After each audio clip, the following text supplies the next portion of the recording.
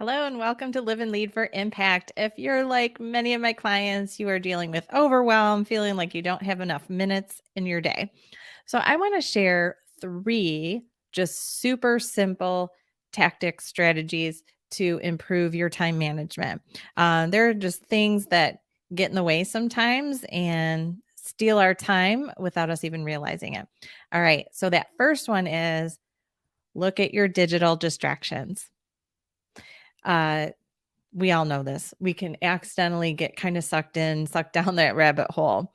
And before we know it, many minutes have passed and we are not staying focused on what we originally went there for, whether it's social media or even doing research for a project. The internet and social media are designed to attract our brains to want more.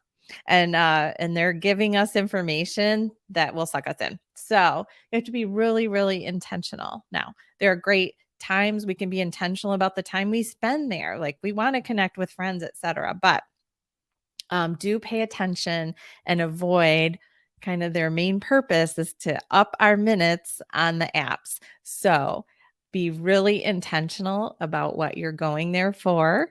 We know this like kind of in the front of our brain, but but again, we can get sucked in. So just pay attention to your digital distractions. And you might be motivated by just tracking how much time you're spending. I mean, our phones do that for us. We know, on Sundays, a lot of us get that little ping that tells us whether our time on at least the phone was up or down. And so, but you might be using a laptop for other things as well. So it can be motivating to look at how much time you're spending. So, maybe the fun digital distractions, use it as a gift to yourself for accomplishing something. So that reward system.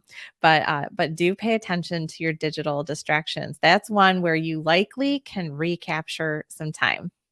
The next thing, a lot of times when I'm starting to work with a new client, I find that they are focusing a lot of time on talking about problems versus solutions.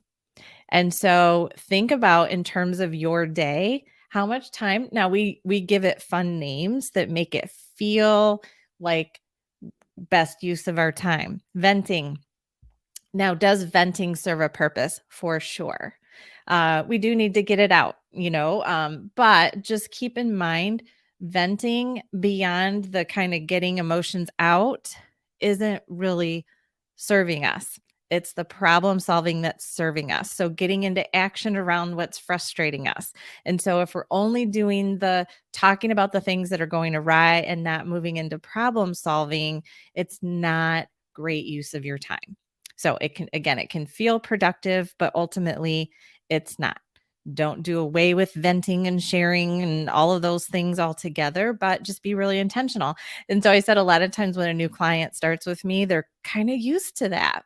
Actually, one of the things I first tell new clients is, one of the nice things about working with me is I'm a confidential place for a top leader or a business owner. And a lot of times they don't have a lot of people to talk to because a lot of what they're working on is confidential.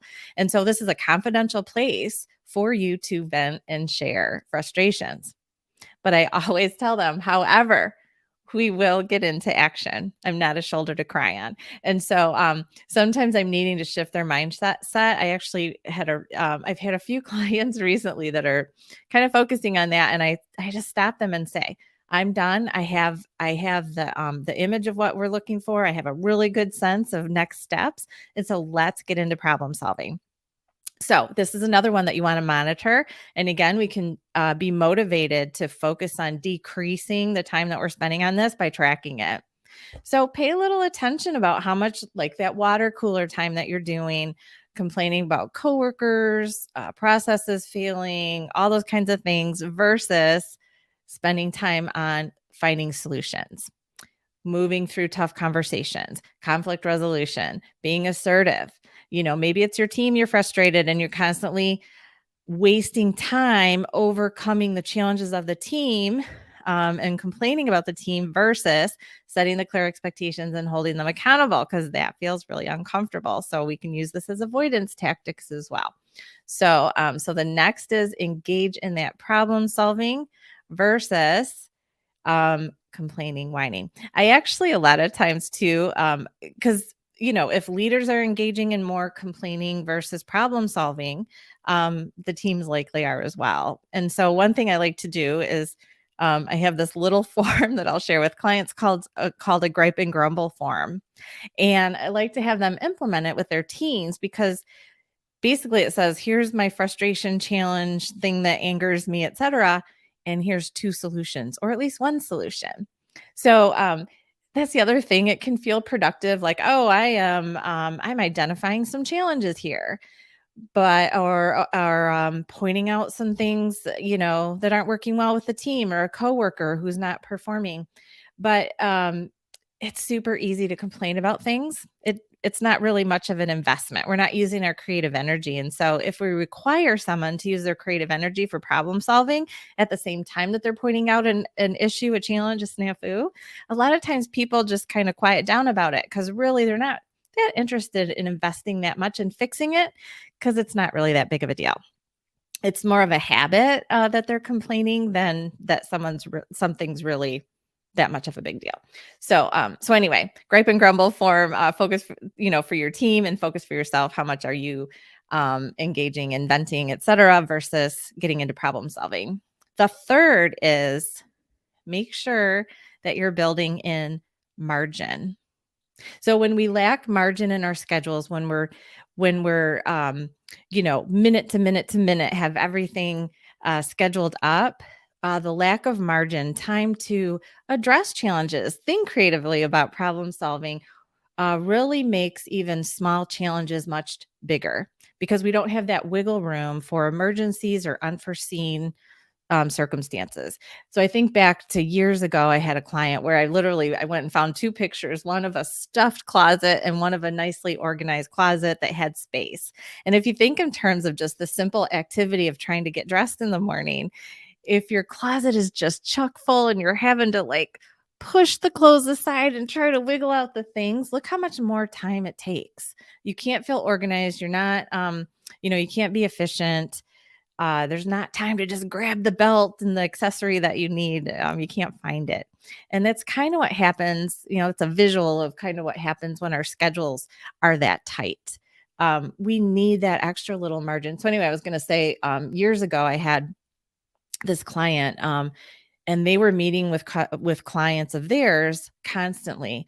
And over time, they had decreased the length of the meetings with which they were spending their time with their clients. And one, they weren't providing the customer service that they needed to because the time that they were giving to each client wasn't enough. But also, when a snafu happened, it became a huge emergency because so for instance, I remember one time the electricity went out for a portion of a day.